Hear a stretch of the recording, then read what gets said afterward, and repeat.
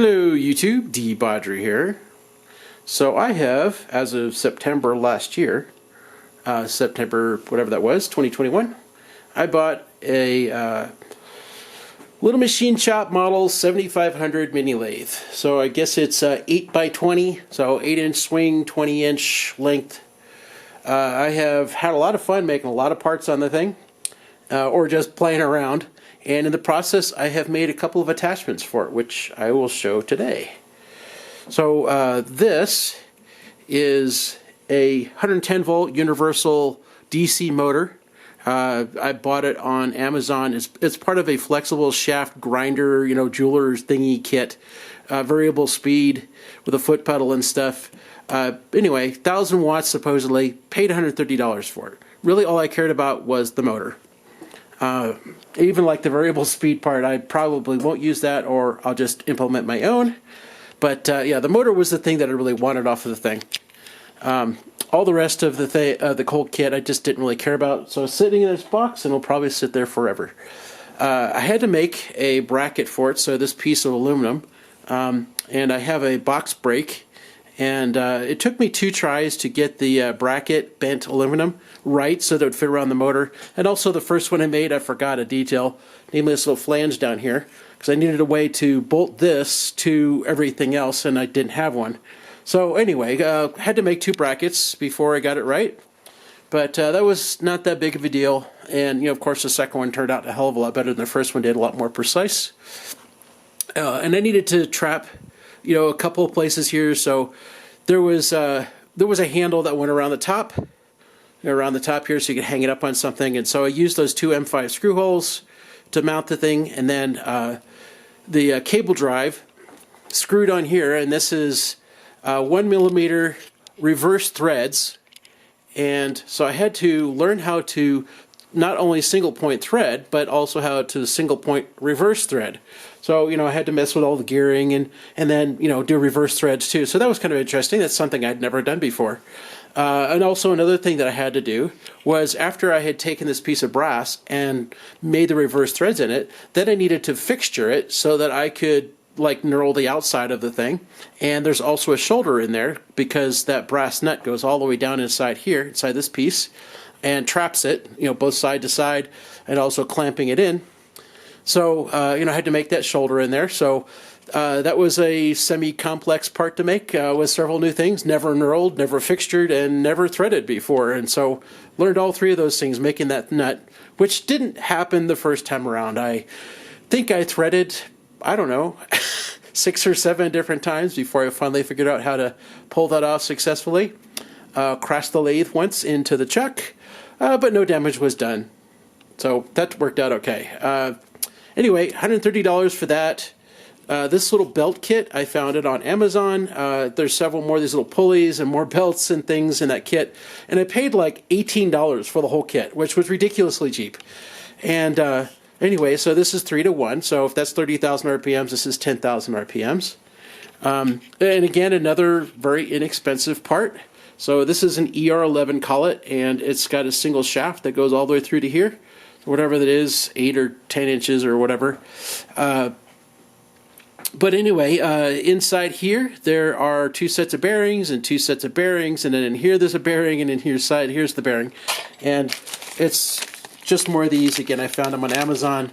I think I paid, again, like $15 for all the bearings, and I did wreck one. So I tossed one of the bearings. But I got like a kit of I don't know, 10 bearings. Again, like $18 or $20. So that was all very reasonably priced. This is a piece of hot rolled steel, and if you look over here, you can see that it's got a square section on it, so I can clamp it in a typical tool holder. And of course I can shift it back and forth if I want to a certain amount. And as you can see, the whole thing just rotates over. This has not been a problem. I don't know if I'll do anything about this or not, having it completely swivel like that. The biggest mill I have run so far on the thing was 4mm, and the motor stayed put. It didn't move anywhere. Although, with it spinning in this direction, that's going to want to push the motor that way. But it didn't go anywhere. It stayed put. So I don't know if I even care. I might not even worry about that because it's not been a problem so far. This is serving two purposes. So there's a screw here, so that's M5 or M6 I think it is. And so it kind of like locks everything in place. But by loosening this up, the whole motor can slide up and down to adjust the belt tension. But in this position, and then with that in there, that's like, good belt tension. Anyway, that's kind of what that's about. There's a kind of an elongated slot in there, so I can move it around. Let's see, what else I want to show you. So this is a piece of stainless steel, just some scrap piece that was the right diameter to fit around the shaft, and I just machined it to be the right length.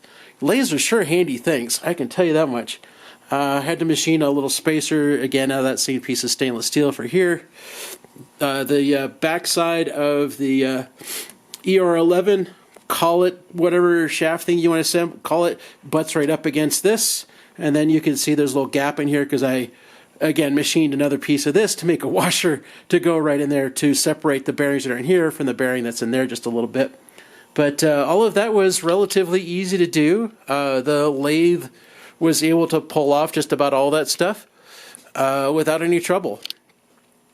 Let's see, what else do I want to show you about this thing? Well, I guess I got to run it, right? So, yeah, here it is running.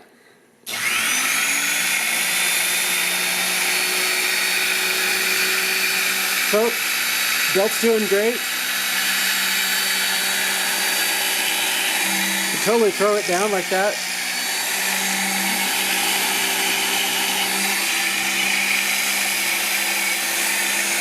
I don't know why I would, but I can.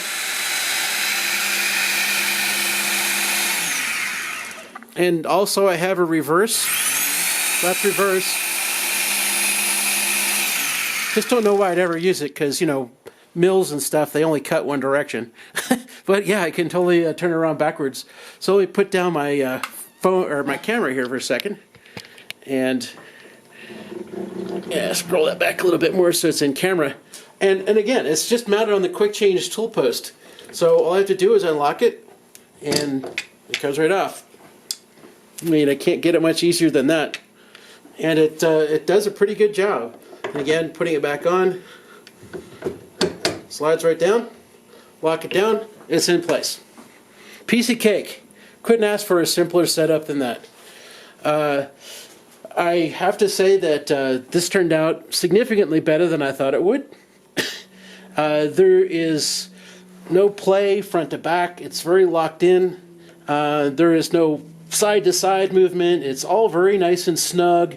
Everything fits together, super well. I can't complain about any of that stuff. There's a tiny bit of movement, just a little tiny bit of movement in there that I might have to do something about. And I think I need to put an extra little spacer or something in here to fix that little problem. But that's like the worst thing that I have in here to deal with, is that little tiny bit of movement. And it's only when I push it forward that I even feel it. Because otherwise, when everything is back, it's like locked back. I have to push it forward, and it's a little smidge of movement in there, but just a tiny, tiny little bit. That's the worst thing that I noticed about it. Anyway, I guess the next thing I really want to talk about is what I did with it. This was purely an experiment, and that's the fixture. Oh, that's the fixture I made, so you can see my reverse threads on there for that brass nut.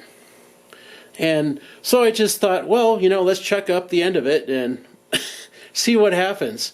So I don't know how well that shows up on camera, but there's kind of a 6-pointed pattern in there, which I did with the M4 mill. And then around the outside of it here, let me grab some there so I can poke at it a little bit better. So around the outside of it, there's this little U channel. Comes up, around, and then I have to rotate 60 degrees, go back down. This is another 60-degree rotation. Come back up, rotate 60 degrees, come back down, rotate around, come back up. So that was like using everything about this with 2 different mill sizes, and it did great. And then also I put a little nubbin on the end of it to add another little feature But yeah, this was... Drop my pencil. So this was all done with the 4mm mill, and this was all done with the 2mm mill. But that was all done with this just tonight. Anyway, turned out pretty well. I'm sure I will refine some things more as I figure out some details that I don't like or whatever, but for my first try, I would say that turned out pretty darn good.